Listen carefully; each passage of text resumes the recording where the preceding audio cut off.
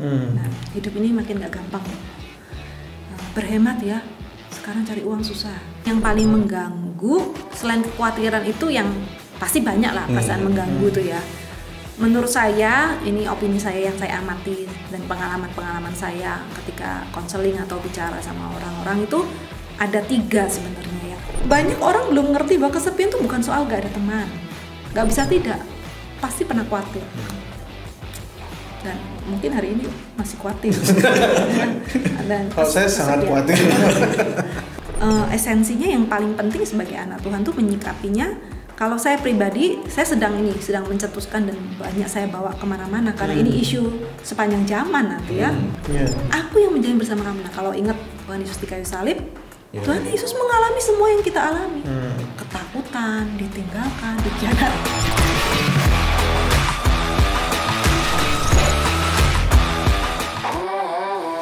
Oke, selamat datang teman-teman di podcast One Community.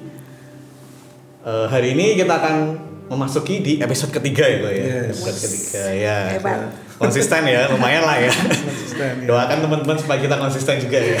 Soalnya konsisten tuh berat. Oke,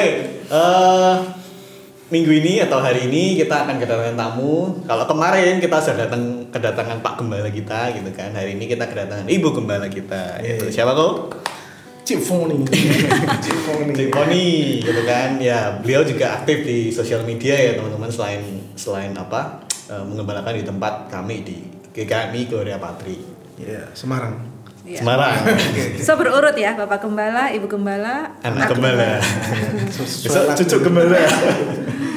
Oke, hari ini kita akan bahas sesuatu yang di sepanjang zaman itu selalu muncul di dalam kehidupan manusia. Wow, isu menarik ini pastinya. Pasti kan selalu muncul di dalam kehidupan manusia.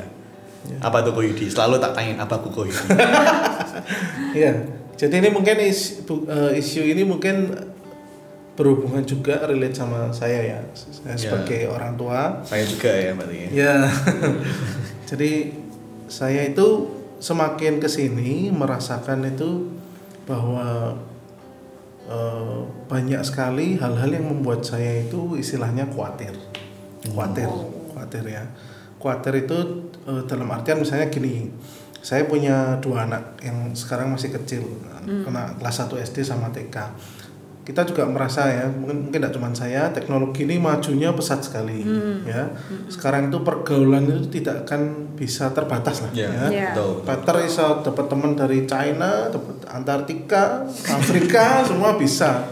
Sekarang loh ini loh ya. Menembus batas-batas. Ya, betul. Jadi anak-anak kecil pun yang kita mungkin kalau tidak ngerti pun kalau dia main online itu dia bisa terhubung ke mana saja. Itu juga, jadi teknologi itu selain membantu kita tapi juga sebenarnya bagi saya cukup menakutkan, cukup mengkhawatirkan. Lalu selain itu kan, selain masalah isu itu ada masalah kayak dunia ini yang katanya semakin tua, ya kan? Jadi banyak bencana, terus, ya banyak virus juga sekarang. Ini setelah corona ada virus Hendra, ada hepatitis akut, ada cacar monyet. Nah itu kan nggak ngerti nih, kayak istilahnya tuh kita yang di gereja diomongin bahwa kita harus sukacita karena Tuhan itu jadi klise. Rasanya gimana caranya sukacita di tengah keadaan dunia seperti ini gitu ya. Keadaannya ini sangat tidak mendukung. Bukan berarti kita mungkin memang harus bersyukur ya, harusnya harus bersyukur. Cuman hal-hal ini kan tidak mungkin kita terus tidak ambil pusing. Kita sambil lalu kan tidak mungkin juga kan. Kita harus ada planning juga. Kita harus ada bagaimana. Berarti tentang kekhawatiran ya, ini kita mau bahas dulu ya. Kekhawatiran dan ketakutan gitu kan. Ketakutan ya benar. Nah, ini kan pakarnya ya.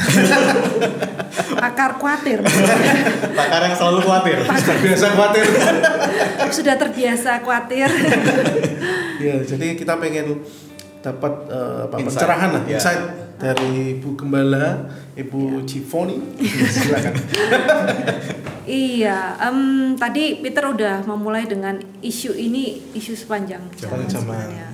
Kalau dibilang akhir-akhir ini saja, satu sih yes, ya kayaknya semakin sulit ya. Bencana satu belum selesai, menyusul bencana yang lain, isu-isu yang menakutkan, yang mencemaskan yang lain gitu. Bukan hanya soal penyakit, tapi juga ekonomi, politik, perang. Perang terakhir ya, perang juga ya terakhir. Terus perkembangan zaman dan anak-anak dengan teknologi yang sangat-sangat maju, yang kita nggak bisa lagi lah proteksi dengan mudah ya. Dari kecil mereka lebih cerdas menggunakan gadget dan perangkat-perangkat yang sangat canggih dibanding orang tua. Rasanya akses-aksesnya susah lah untuk kita cegah ya. Dan itu ya betul tadi istilahnya mencekam, mengerikan ya, karena kita nggak tahu ya nanti mereka mengakses apa gitu. Tapi menarik tadi dibilang akhir-akhir ini, betul, benar, yes. Tapi sebenarnya ini juga masalah yang sudah klasik, soal ketakutan, soal kekhawatiran, soal ekonomi, soal politik. Waktu saya masih kecil, mungkin Peter sama Yudi waktu kecil juga pasti pernah dengar orang tua atau orang lain ngomong, ini zaman makin sulit loh. Nah, hidup ini makin gak gampang loh. Berhemat ya, sekarang cari uang susah. Pemerintah, ekonomi lagi sulit gitu. Itu bukan orang tua bohong supaya tidak jajan ya? Bisa juga. Dan seingat saya itu nggak sekali, itu udah berapa kali SD saya pernah dengar, saya lupa lah ya, dari orang tua atau dari orang lain, atau saya baca informasi ini ada kejahatan makin nggak seperti dulu, terus apa, ekonomi nggak seperti dulu tuh. Dari saya SD, SMP, SMA sampai sekarang saya umur sekian tuh selalu ada kalimat hidup makin sulit, ekonomi makin susah gitu. Betul. Tapi di sisi yang lain, ya tadi saya katakan, walaupun ini sebagai isu klasik, tapi kita melihat, wow, ekonomi lagi sulit, tapi yang traveling ke luar negeri ya jalan aja. Yang flexing semakin banyak ya. Kita mau dengerin kapan nggak usah ya. Yang beli mobil keluaran baru ya masih ada aja gitu. Terus yang anak-anak yang jajan di kafe-kafe yang harganya di atas rata-rata ya masih banyak. Kafe-kafe juga rame kan. Iya, kafe-kafe juga rame. Pusat-pusat perbelanjaan katanya takut penyakit, takut ekonomi, takut ini dan itu, tapi ya seakan-akan nggak terjadi apa-apa. Ya satu sisi saya merasa mungkin orang sudah apatis atau nggak tahu lagi mau berbuat apa, tapi di satu sisi saya melihat bahwa ya ada pemeliharaan Tuhan yang di tengah-tengah ketakutan kita nggak tahu bentuknya seperti apa. Ada tangan Tuhan yang tersembunyi yang menjaga dari generasi ke generasi, dari abad ke abad, sehingga walaupun hidup dan keadaan makin sulit, ya kita masih bisa menjalaninya. Tidak mudah sih memang, tetap ada masalah, ada kesulitan, tapi sampai hari ini penyertaan dan pertolongan Tuhan itu sempurna.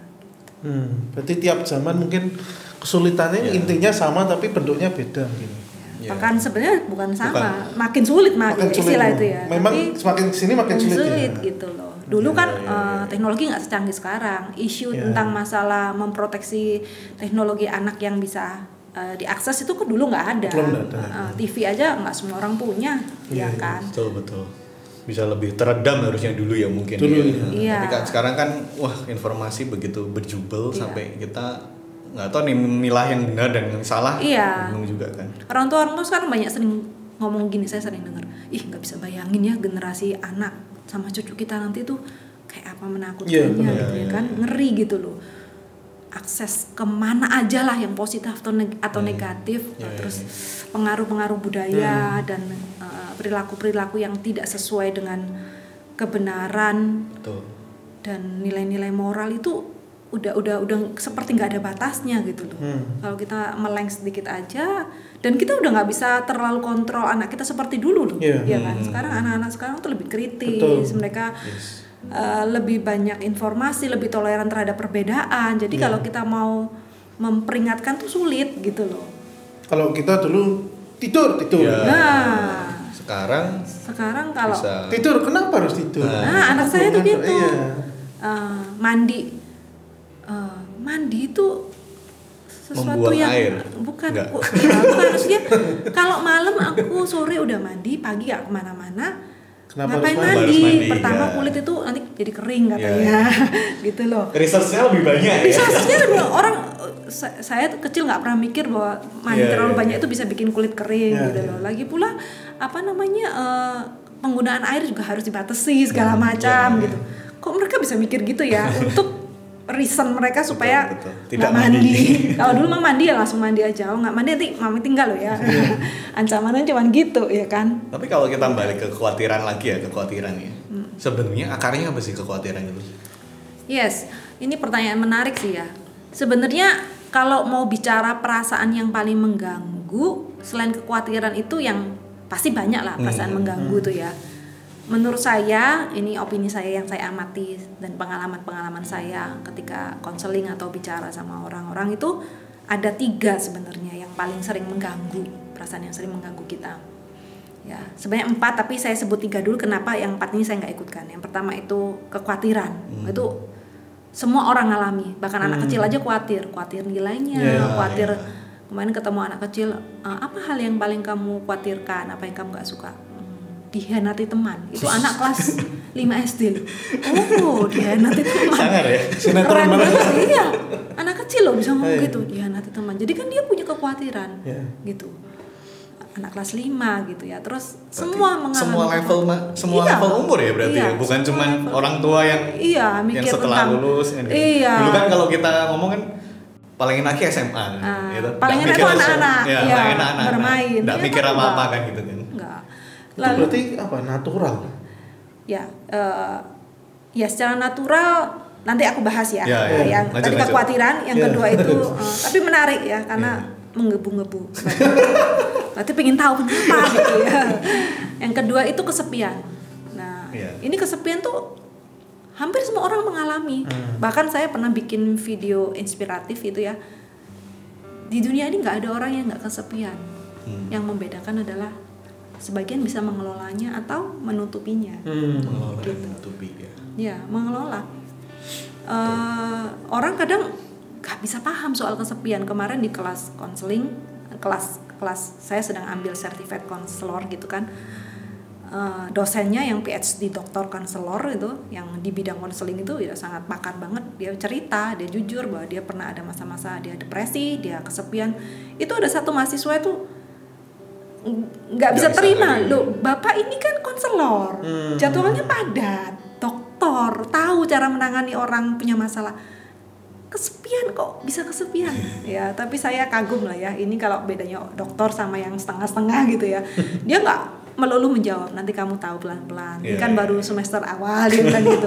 Tapi saya bisa paham bahwa banyak orang belum ngerti bahwa kesepian tuh bukan soal gak ada teman. Yang kesepian tuh justru orang-orang yang punya segalanya, punya uang, punya popularitas, punya uang, punya teman. Kadang kayak apa? Artis Korea artis tuh. Itu kurang apa mereka? Tapi mereka juga bunuh diri akhirnya kan. Itu kesepian kekhawatiran, ketakutan. Jadi kesepian tuh bukan soal kamu sendirian gitu. Karena mau cari teman kalau punya uang tuh gampang banget gitu loh ya. Yang kesepian adalah orang-orang yang punya komunitas sebenarnya. Menikah, punya anak, punya jabatan yang baik, penghasilan sebagainya. Jadi kesepian tuh dialami oleh semua orang. Bahkan nggak menutup kemungkinan kalau kita mau research anak kecil di kelas 5 itu pernah atau sudah mengalami kesepian dalam konteks anak-anak ya. Entah dia bisa ngomong nggak feel lonely gitu ya. Tapi kalau mau digali mungkin juga loh mereka tuh kesepian sekalipun dilengkapi dan disupport dalam banyak hal. Apalagi sekarang pandemi gini mereka kemarin sekolah online ya. Yes, ya. Mereka sosialnya kan jadi berkurang juga. Iya, benar. Itu pengaruh juga sih. Orang tua yang sibuk cari uang karena tuntutan nggak bisa terlalu banyak care dan spend time gitu. Jadi yang pertama tadi kekhawatiran, kesepian, kesindir ya. Yang ketiga ini adalah rasa bersalah atau penyesalan. Nah 3 ini saya rasa setiap orang hampir pernah ngalami. Jadi ini menurut saya ya, ini opini saya, masih bisa didebat lah, masih bisa ditambah, diberi masukan bisa. 3 hal ini, kekhawatiran, kesepian, dan rasa bersalah atau penyesalan. Kenapa saya katakan 3 sebenarnya 4? 4-nya ada satu lagi tuh kepahitan atau luka batin. Kenapa saya nggak masukkan ini ke top 4 atau 4? Karena kekhawatiran, kesepian, dan penyesalan ini selalu berkait dengan luka batin. Karena kita tuh produk masa lalu. Ya, jadi kekhawatiran kita itu tiap orang kekhawatirannya ada kesamaan lah. Siapa sih yang nggak khawatir masa depan, soal kebutuhan ada gitu. Tapi ada yang kekhawatiran atau kesepiannya itu berbeda. Kesepian karena ingin dihargai, ingin membuktikan diri, tidak diterima. Itu bagi dia merasa kesepian. Nah ini berkait dengan masa lalu dia. Kenapa dia kok begitu? Ternyata mungkin di masa kecilnya dia ditinggalkan orang tuanya sibuk atau divorce dan sebagainya. Jadi saya nggak masukkan ke sini karena kekhawatiran, kesepian, penyesalan, rasa bersalah atas apapun, keputusan yang pernah diambil, pilihan yang pernah diambil, dosa atau ya apa saja ya, hal-hal yang lalu, gitu. Yang membuat dia kenapa aku dulu lakukan itu, kegagalan dalam pekerjaan, bisnis, relasi, kenapa kok sampai aku nggak berhasil, ini penyesalan. Semua orang alami ini, dan ini kaitannya dengan luka batin atau masa lalu. Jadi saya nggak masukkan dan kepahitan dan luka batin ada di masa lalu yang berkait dengan ini. Jadi 3 hal ini yang menurut saya yang jadi perasaan yang paling mengganggu. Yang kalau digali itu panjang sebenarnya. Semua orang pernah khawatir, semua orang pernah kesepian, semua orang pernah menyesal dan merasa bersalah. Berarti tadi baik lagi kan akarnya atau? Nah itu pertanyaan tadi ya. Nature. Itu nature. Soalnya kan anak kecil aja sudah. Iya. Dari kecil kan. Iya. Rasa bersalah anak kecil udah takut sendiri kan. Nah sebenarnya bisa kalau anak kecil rasa bersalah, misal numpain apa, mereka kan bohong gitu kan. Aku kok. Anak saya juga kadang-kadang nangis karena merasa bersalah, ganggu saya waktu tidur atau istirahat gitu, dia nangis loh. Itu benar terjadi. Saya enggak ngarang loh ini. Takut sama papanya. Akarnya dari mana? Berarti takut ya? Ya, betul. Jadi kekhawatiran, kesepian, rasa bersalah, dan semua perasaan mengganggu itu lahirnya dari rasa takut. Ada sesuatu yang ditakutkan. Bentar, berarti anak saya kepahitan. Saya tanya ya. Nanti coba digali ya. Gawat ini. Akarnya dari rasa takut. Takut apa? Misalnya khawatir. Takut apa khawatir? Takut nanti nggak punya pasangan, terus hidup sendiri. Aku khawatir. Apa yang kamu khawatirkan tuh, kamu takut apa? Takut nanti sakit nggak punya uang. Soalnya kerja gajinya pas-pasan. Ada yang ditakutkan gitu loh pasti gitu loh. Kesepian tuh juga ada takutnya. Takut apa? Takut nggak dihargai karena nggak punya teman. Nggak dianggap. Kamu nggak punya teman sih. Kamu kok nggak berharga banget gitu. Nggak ada orang yang seneng ngobrol sama kamu, cocok sama kamu. Lalu yang ketiga tadi menyesal atau rasa bersalah terhadap apa yang pernah terjadi di masa lalu. Takut apa? Takut dihukum, takut konsekuensinya.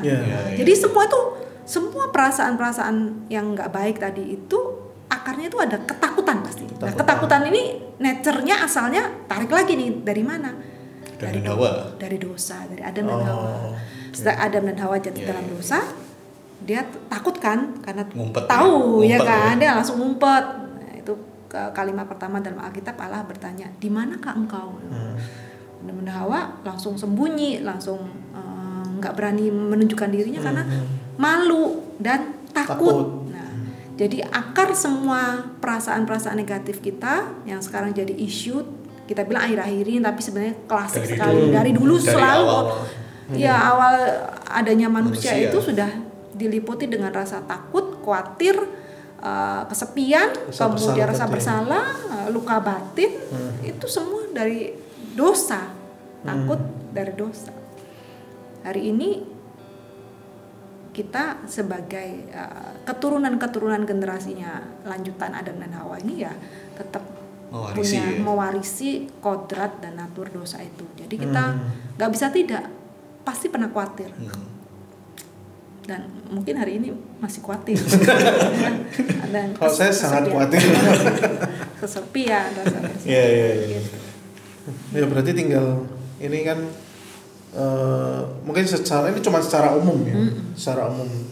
Tapi kan mungkin kita sebagai komunitas Kristen ya maksudnya yang mungkin sudah tahu ini ada ini nih.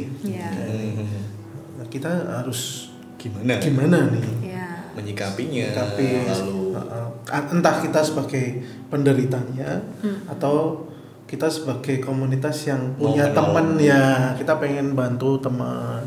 Iya, menarik ya, karena tadi itu virusnya tapi antivirusnya itu atau obatnya apa gitu. Kalau ngomongin masalah mah gampang, semua orang bisa. Masalah kan gampang ya. Solusinya yang susah, masalah itu gampang. Apalagi mengerjakan solusinya.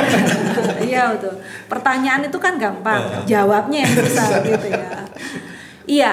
Banyak tips-tips praktis lah ya kalau sekarang search browsing di internet. Bagaimana mengatasi khawatir, kecemasan, berpikir positif, kan. Langkah-langkah praktis supaya kamu tidak kesepian.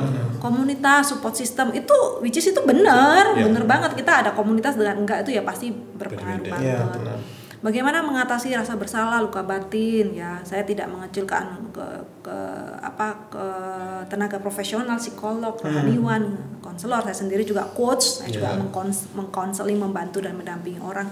Saya nggak mengecilkan itu gitu. Tapi pertanyaan Yudi tadi, esensinya yang paling penting sebagai anak Tuhan tuh menyikapinya. Kalau saya pribadi, saya sedang mencetuskan dan banyak saya bawa kemana-mana karena ini isu sepanjang zaman nanti ya, bukan hanya waktu saya kecil atau Anda kecil, tapi anak cucu kita nanti. Saya bawa dan saya sebut tuh restful living atau gaya hidup teduh. Ya, rest itu kan sebenarnya beristirahat, full itu penuh, beristirahat dengan penuh. Living itu gaya hidup atau kehidupan. Tapi kayak di Indonesia kan gaya hidup beristirahat sepenuhnya kayaknya pajaman gitu ya. Jadi saya buatnya gaya hidup teduh. Teduh itu kan maksudnya tenang, bisa istirahat gitu. Adem gitu. Nah, saya ketemu bahasa restful living, restful lifestyle, gaya hidup teduh itu yang saya bawa. Nah, saya karena waktu kita terbatas, saya cuma bahas satu poin. Sebenarnya poinnya banyak. Satu aja deh. Nah, dan ini yang jadi utama. Restful living atau gaya hidup teduh itu pegangannya atau prinsip yang pertama adalah God is in control. Tuhan tuh mengendalikan. Apa? All. Jadi ayatnya perlu loh ini ya. Perlu. Ini penting ini. Jangan ditinggalkan loh. Jangan ditinggalkan ya. Dan tadi belum buka ayat kayaknya kurang gimana gitu kan. Ya, ada beberapa ayat-ayat pendukung ya, banyak sekali ya. Tapi yang saya ambil yang menarik di Ayub 4:2 ayat 2 dikatakan gini, aku tahu bahwa engkau sanggup melakukan segala sesuatu dan tidak ada rencanamu yang gagal. Ya. Yang kedua saya ambil di Yesaya 46 ayat 10 yang memberitahukan dari mulanya hal yang kemudian dan dari zaman purbakala, udah zaman purbakala loh ya. Dari awalnya, dari mulanya apa yang belum terlaksana, jadi belum terjadi itu sudah direncanakan, sudah diatur demikian rupa, yang berkata keputusanku akan sampai dan segala kehendakku akan kulaksanakan. Di Ayub tadi tidak ada rencanaku yang gagal. Banyak sekali ayat ini. Jadi intinya restful living atau gaya hidup teduh yang saya ingin bawa kepada semua orang, semua lapisan agama, semua orang yang pernah ngalamin perasaan khawatir, takut, dan kesepian dan apapun itu, bahwa segala sesuatu tuh ada dalam kontrol Tuhan. Pengendaliannya, pengawasan Tuhan, ketetapan Tuhan, rencana Tuhan, dan pengaturannya yang absolut, mutlak, sempurna. Tuhan yang mengatur, menetapkan, bahkan sebelum kita lahir itu sudah direncanakan dan ditetapkan, dan rencananya itu tidak bisa dan tidak mungkin gagal. Cuman bisa diselesaikan dan digenapi dalam kita. Jadi istilah restful living itu jadi khawatir ya pasti ada. Tapi yang membuat kita bisa menjalani apa ya? Beristirahat di dalam Tuhan itu punya rencana kok dan sudah ditetapkan dan sudah diatur. Saya mau beristirahat dalam anugerah dan kasih karunia-Nya. Tuhan akan menghandle. Pada akhirnya Tuhan akan menyelesaikannya buat aku. Ya sama dengan ajakan Yesus juga ya, rest in me kan kita. Ya. Who are heavily burden. Ya, marilah kepadaku, Matius 11:28 ya. Marilah kepadaku semua yang letih lesu dan beban berat. Itu akan memberi kelegaan. Jadi memang Itu satu-satunya kekuatan yang harus kita kasih pesan terus pada diri kita. Kalau ada masalah, takut, khawatir, itu kan di luar kendali kita. Yang kita bisa lakukan ya kita lakukan. Bekerja, berdoa, memanage perasaan, berkomunitas, support system ya, circle, inner circle kita harus yang benar-benar kuat nih, teman, sahabat, keluarga, orang-orang percaya. Tapi yang harus diingat lagi itu ya itu udah di dalam kontrol Tuhan kok. Nggak ada satupun yang terjadi yang itu di luar dari kendali Tuhan. Bahkan kegagalan, kejatuhan, kebodohan dan keputusan saya pun itu di dalam seizin dan kontrol Tuhan. Yang pada akhirnya alasannya nggak tahu apa, tapi itu pasti mendatangkan kebaikan. Ya sudahlah. Ternyata hidup itu banyak yang perlu ya sudahlah. Istilahnya pasrah ya? Berserah ya? Berserah dan meyakini bahwa ini sulit, tapi Tuhan aku nggak sanggup nih ini. Udah, sorry ya Yudi, gue lepasin lu lah. Ini di luar kontrol aku, ini yang bagian ini lu urus sendiri lah. Nggak bisa begitu, nggak mungkin. Mau sejatuh, sebobrok, terpuruk apapun, Tuhan itu kontrol, kendalikan. Nggak mungkin Anda itu terlempar dari anugerahnya dan kasih karunia yang bertobat. Itu nggak mungkin, itu janji Tuhan. Aku akan menyertai kamu sampai kesudahan akhir zaman. Nah, itu yang jadi, wow, lagi sakit nih, lagi nggak punya duit nih, lagi dikhianatin nih ternyata kan, lagi sedih nih, lagi patah hati nih, lagi nggak bisa move on nih, gitu. Lagi dikecewakan, ya sakit memang. Tadi kadang-kadang klise ya kalau keadaan seperti itu suruh sukacita, tapi cuman itu yang kita harus preach to ourselves, khotbahkan ke diri kita tiap hari. Ini di dalam kontrol kendali Tuhan kok. Nggak terlempar dari rencana Tuhan. Ya sudahlah, aku tungguin, aku lewati bersama Tuhan. Mungkin yang membedakan kalau aku simpulkan ya, maksudnya bukan kesimpulan closing dari jangan closing dulu. Apa sih? Maksudnya kalau aku lihat itu bedanya kita berserahnya dan berserahnya ada dua. Maksud saya ada dua nih. Berserah dalam artian sembarang nanti hasil akhirnya apa, ya kan? Tapi yang kedua itu berserah memang kita terserah sama Tuhan hasilnya apa. Tapi paling enggak tuh kita ada harapan, gitu. Karena kita tahu bahwa Tuhan itu take control. Yes. Tuhan tuh kita yakin, kita punya harapan gitu loh. Betul. Menarik ini. Dan satu lagi, dan itu tadi janjinya tuh loh. Janjinya tuh kan menyertai kita sampai akhir zaman. Bahkan janjinya dia akan mengirimkan Roh Kudus sebagai penolong kita, udah digenapin. Berjalan bersama-sama dengan kita setiap saat. Sudah digenapin sama Tuhan kan, sama Yesus kan gitu kan. Makanya tadi kan saya bilang di awal, tadi Yudi membuka akhir-akhir ini hidup makin sulit. Dari kecil saya udah dibilangin gitu. Tapi hari ini kamu sehatnya kayak gini, makanmu cukup banget gitu ya kan. Jadi kamu khawatir tapi kamu fine aja. Kemarin aku lihat kamu happy sama anakmu gitu ya kan. Ulang tahun. Nah, jadi di sanalah janji Tuhan digenapi dari zaman ke zaman, dan itu kita bisa beristirahat. Tadi istilahnya Yudi menarik loh. Tuhan tuh take control. Tapi lebih dari itu, kita bisa bukan hanya pasrah karena take control, tapi kita berserah karena Tuhan bukan sekedar take control tapi take over. Aku yang menjalani bersama kamu nggak sendirian. Aku yang menjalani bersama kamu. Nah, kalau ingat Tuhan Yesus di kayu salib, Tuhan Yesus mengalami semua yang kita alami. Ketakutan, ditinggalkan, dikhianati. Si anak kecil tadi takut dikhianati. Dikhianati.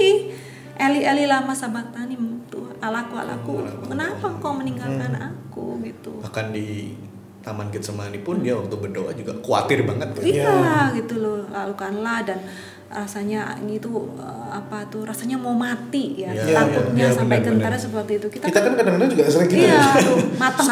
Mati aku gitu. Mati kan, yes gitu. Tamatlah kita gitu. Tuhan ngalami itu, tapi janji Tuhan sudah terbukti, dia sebagai penolong, sebagai yang menyertai kita dan membantu kita melewati ini semua. Itu Tuhan bukan take control tapi take over. Ya, di kayu salib itu diselesaikan semua. sudah ditanggung sama Tuhan. Kita ini apa? Kita memaknainya, menikmatinya, menyukurinya, dan menyatakan ke orang lain, "Loh, aku lihat kamu katanya kemarin khawatir tapi kok happy." God is in control. Saya pribadi manusia khawatir. Kita harus nyatakan.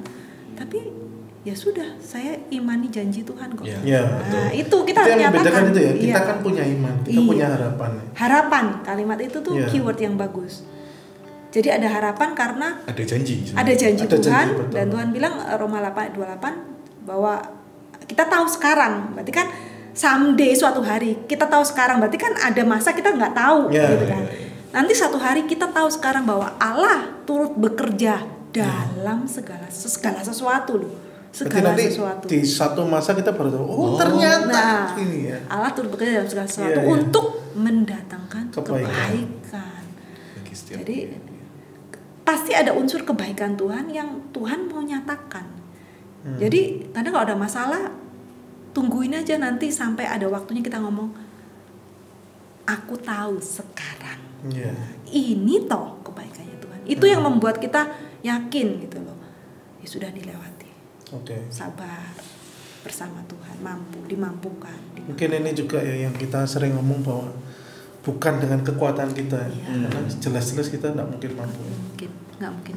Kalau kita nggak punya hope ini di dalam Tuhan, ya di luar sana research sudah buktikan usia muda ini darurat kesehatan mental, depresi, ketakutan, kekhawatiran, nilai yang nggak bagus, tekanan orang tua, itu anak-anak remaja.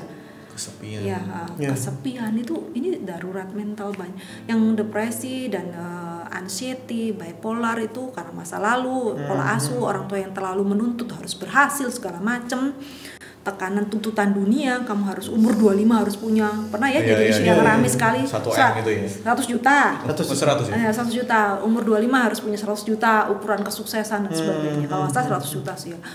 Nah, itu orang kayak membandingkan, orang udah nikah, jangan kan nikah punya pasangan, buat bayar kos-kosan aja pas-pasan. Itu tekanan-tekanan.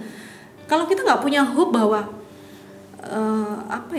kebutuhan-kebutuhanku yang sangat sulit aku penuhi dengan keterbatasan pekerjaanku hari ini, keluargaku yang broken, relasiku yang nggak baik, kerjaan yang sulit, yang susah untuk berhasil dan sebagainya, itu semua itu Tuhan masih dalam kontrol Tuhan, nggak terlempar, nggak dibuang gitu loh. Dan nanti kamu akan dibawa satu posisi, satu momen, satu keadaan. Aku tahu sekarang Allah mendatangkan ini loh kebaikan. Berarti itu hope-nya itu ada, harapannya ada. Orang nggak punya hope itu ya pasrah lah, udah nggak mampu lagi, nggak bergantung sama. Mungkin itu pentingnya kayak komunitas kayak gitu ya. Saling mengingatkan juga ya. Betul. Karena kalau orang sudah putus asa gitu kan susah. Terlanjur gitu ya. Iya, berpikir jernih kan susah. Ya makanya kan pikirannya harus istilahnya diisi terus kan. Diperbaharui. Diperbaharui benar bahasanya Paulus ya. Renew day by day. Betul. Karena bisa jadi hari ini kita kuat, enggak lah, God is in control. Roma 8:28. Tapi besok cabai utang, cicilan belum sebayar. Kok sering ya?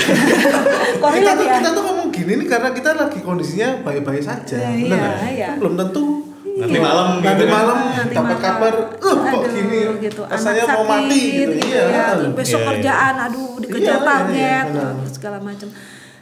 Maka itu kita perlu saling mengingatkan, tapi kita juga percaya gini loh, yang memampukan kita itu bukan hanya komunitas support system, tapi janji Tuhan, Roh Kudus itu yang akan mendampingi kamu.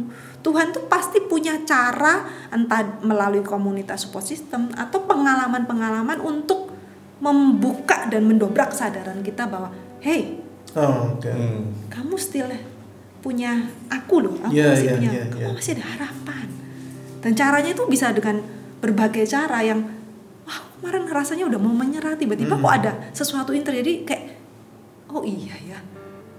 karena aku masih punya Tuhan, aku masih punya harapan.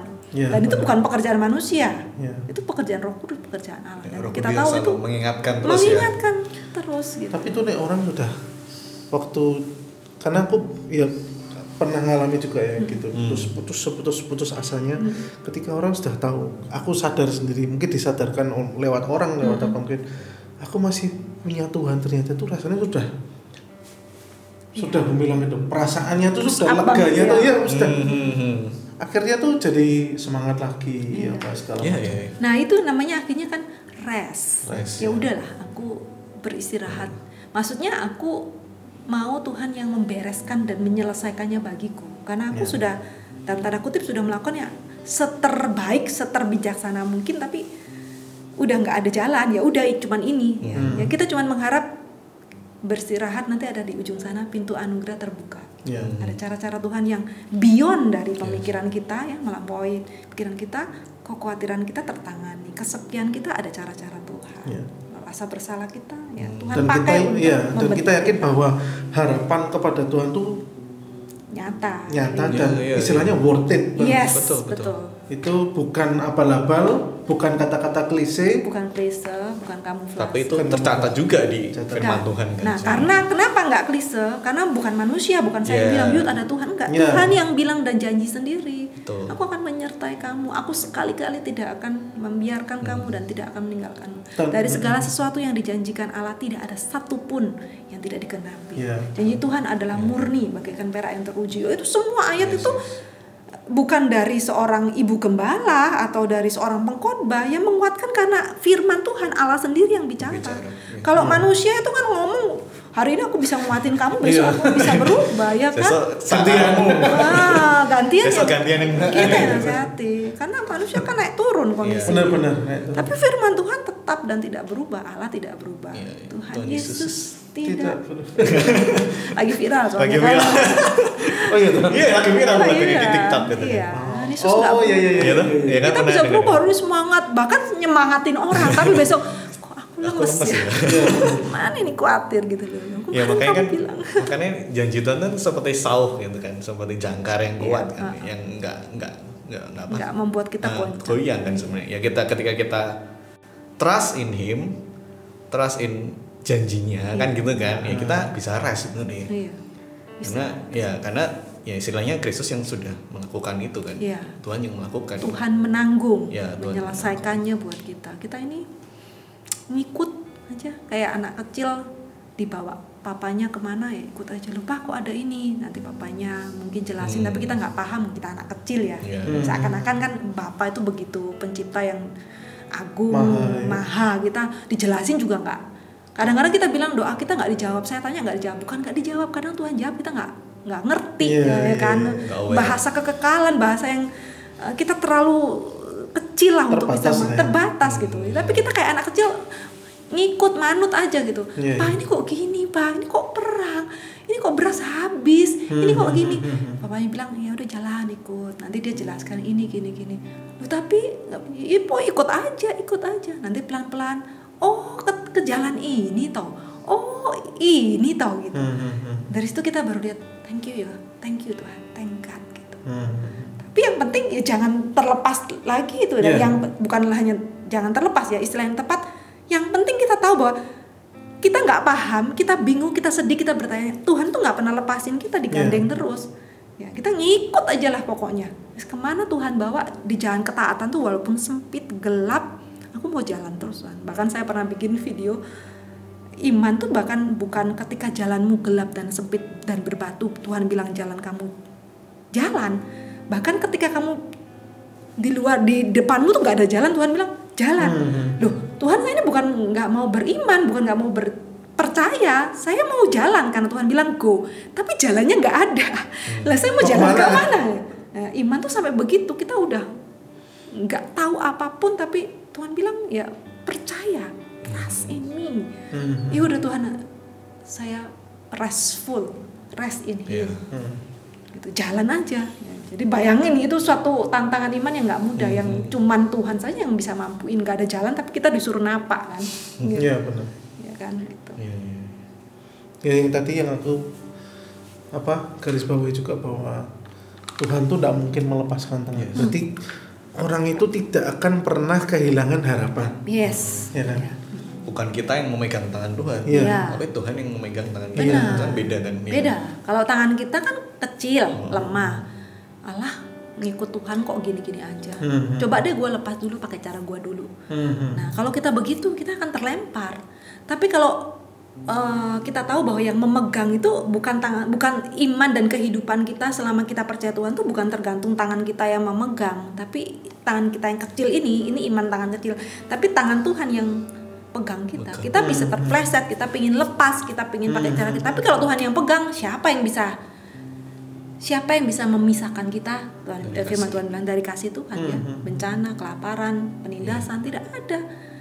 Tuhan pegang kita. Itu yang walaupun kondisi kita ngomong mah gampang di podcast ya, lu nggak tahu besok gua mau ditagih sama rentenir nih gitu ya, besok cicilan udah jatuh tempo nih, ini anak sakit dari 3 hari panas nggak sembuh, pusing nih, udah cuti, udah dimarah-marahin sama bos gitu, beras di rumah udah tinggal sekali makan ya gitu. Tapi apa sih yang kita bisa lakukan? Sudah kerja, sudah berdoa. Yang kita bisa lakukan adalah ingat, aku punya hope bukan di pekerjaanku, bukan di aku bisa utang si ini nih, aku bisa minta tolong tetangga nih, bukan dari manusia, bukan dari siapa-siapa, tapi aku ingat bahwa God is in control. Aku nggak akan terlempar, aku nggak akan dilepaskan. Ada sesuatu yang Tuhan akan kerjakan. Ya, dan itu ya dan amin ya. Dan itu ya dan amin. Kalau mau dibongkar ini kesaksian-kesaksian berapa banyak loh, banyak banget loh kesaksian-kesaksian orang. Dan kita pun harusnya sudah pernah mengalami. Pasti ya, pernah, ya, pasti pernah. Kalau kita sudah mengalami kan istilahnya kita berani ngomong nih, bahwa itu benar ya dan amin. Iya, detik-detik terakhir itu, nah biasanya seringkali orang itu udah loyo duluan, lesu duluan. Padahal Tuhan tuh sering bekerja ketika badai itu mencapai puncaknya. Ya kayak murid-murid itu kan udah tergoncang angin ribut. Kenapa nggak waktu masih pelan-pelan gitu kan ya kan? Maksudnya kita udah nggak terlalu takut gitu. Ini goyang dikit nggak apa-apa lah, ada masalah dikit nggak apa-apa lah. Tapi kan Tuhan udah Tuhan tenangkan, lega gitu. Tapi Tuhan tuh sering kayak MacGyver, tau kan kalau film MacGyver? Ya mepet banget waktunya, di detik-detik bom udah mau meledak baru kabelnya tak. Jadi kayak kamu tadi tuh yakin kalau saya suka lihat film MacGyver, tadi kamu potong kabelnya tuh kamu yakin? Enggak sih. Tapi Tuhan tuh pasti gitu loh ya kan. Padahal Tuhan ada di perahu itu. Iya. Tadi kan. Tuhan yang kontrol, bahkan Tuhan yang menciptakan badai dan semesta ini, laut dan semua semesta tunduk sama Dia gitu loh. Jangankan anginnya atau apapun, seluruh semesta itu dalam genggaman tangan Tuhan gitu loh. Tapi memang Tuhan seringnya itu bekerjanya nunggu sampai badai itu mencapai puncaknya. Supaya apa? Supaya kita tahu bahwa ini memang bukan karyaku, bukan karena aku rajin berdoa, bukan gitu loh. Ya bukan berarti terus kita nggak berdoa, bukan. Kadang orang bisa. Wow, aku akhirnya tertolong. Ini karena aku tuh berdoa gitu. Jadi seakan-akan kekuatannya di kita, enggak. Tuhan berbelas kasihan, Tuhan menyatakan pertolongannya, Tuhan kontrol, Tuhan mengendalikan. Justru itu akhirnya pada waktu mengalami masalah kita berdoanya tuh dengan sungguh-sungguh karena yakin Tuhan pasti menyelesaikannya bagiku gitu. Aku semakin berharap dan bergantung sama Tuhan gitu. Berarti kan bagian Tuhan menggandeng kita, menyelesaikan, menanggung. Bagian kita ya kita mosok kalau kita merasa kita lemah, kita melepaskan diri dari Tuhan. Kan secara logika kan harusnya jangan. Malah semakin harusnya semakin tiap hari semakin mengenal. Semakin kita khawatir kan harusnya semakin sudah enggak tahu ke depan gimana, saya pasrah aja sama Tuhan. Pasrah, percaya, yakin, dimaknai terus. Betul. Menarik ya, seru ya. Itu berarti ini mungkin jadi bahasan lagi kalau masalahnya tadi yang kita memegang tangan Tuhan, Tuhan memegang tangan kita bisa melepaskan. Berarti kan ada satu saat atau ada satu waktu kita bisa istilahnya enggak sesuai keinginan Tuhan. Jadi kita bebas sendiri gitu loh. Nah itu kan maksudnya apakah itu bisa jadi topik satu lagi? Iya. Itu kan saya mencoba tidak terpancing. Karena itu pembahasan teologi. Itu bisa 1 jam lagi. Nanti teologinya dalam lagi. Iya, itu episode 2-3 episode nggak selesai. Itu kan bicara tentang keselamatan. Bisa nggak kita itu lepas dari tangan Tuhan? Gitu. Itu. Ya, itu nanti tadi kan udah diperingati di briefing ya. Jangan kupas sesuatu yang panjang, terlalu dalam, nanti nggak cukup waktunya. Gitu. ini bukan masalah nggak boleh, tapi nggak boleh, nggak cukup. Ya, karena kalau misalnya nggak cukup bahasanya, nanti malah menimbulkan kesalahpahaman. Ya, nah, karena nggak lengkap kan. Mispersepsi. Iya, mispersepsi, misleading gitu, keliru gitu. Oke. Ya, Jadi balik lagi nih kekhawatiran sama kesepian. Kekhawatirannya aja yang dibahas kan. Ini aja berkekhawatiran, belum rasa bersalah, belum kesepian. Tadi kan jadi satu. Iya, udah gitu udah melompat lagi. Iya. Ngomong udah berapa jam ini? Oke, udah 40 menit sih. Hah? Udah 40 menit? Enggak kerasa. Kerasa kayak baru 15 Oke, berarti teman-teman ini mau closing statement lah dari Cifoni lah. Kira-kira dari pembicaraan kita ini apa yang pesan teduh. Pesan teduh lah, boleh lah. Apa yang mau disampaikan ke teman-teman pendengar dari podcast ini? Ya, pesan teduhnya adalah yuk belajar beristirahat dalam kasih karunia dan pemeliharaan Tuhan. Karena itu tidak mudah, kita minta Tuhan yang memampukan dan mengingatkan kita setiap saat. Berteduh dalam kasih-Nya, berteduh dalam anugerah-Nya. Firman Tuhan bilang kan, from strength to strength, dari satu kekuatan kepada kekuatan yang lain. Hari ini kita kasih kekuatan, minggu depan kasih kekuatan, bulan depan kasih kekuatan. From faith to faith. Hari ini kita kasih iman, tahun depan juga kita kasih iman. Pasti dikasih. Iya. From grace to grace. Dari satu kasih karunia, kemurahan, anugerah ke anugerah. Kalau kemarin kamu ada anugerah, zaman saya kecil sampai sekarang sehat gini, anugerah Tuhan masih berlaku sekarang dan seterusnya. Yang terakhir, from glory to glory. Semuanya baik kemuliaan Tuhan. Apa yang dilakukan Tuhan, semuanya soli Deo gloria. Termasuk semua kesulitan kita pada akhirnya untuk kebaikan kita dan mendatangkan kemuliaan bagi Tuhan. Amin. Oke, amin. Udah kok ini sudah terjawab. Udah terjawab semua kekhawatiran. Ya, oke lah ya. Kalau Anda ini kecewa. Pembicaranya kayak aduh. Udah ngomong begitu panjang. Oke, teman-teman, semoga terberkati dengan podcast ini, dan teman-teman yang mengalami kekhawatiran seperti kita juga mengalami kekhawatiran, kita harus tahu bahwa Allah turut bekerja dalam segala sesuatu untuk mendatangkan kebaikan, pada akhirnya nanti akan mendatangkan kebaikan kita. Amin. Oke, thank you teman-teman sudah dengerin podcast ini. See you at the next podcast. Bye. Bye. God bless you. Bless you.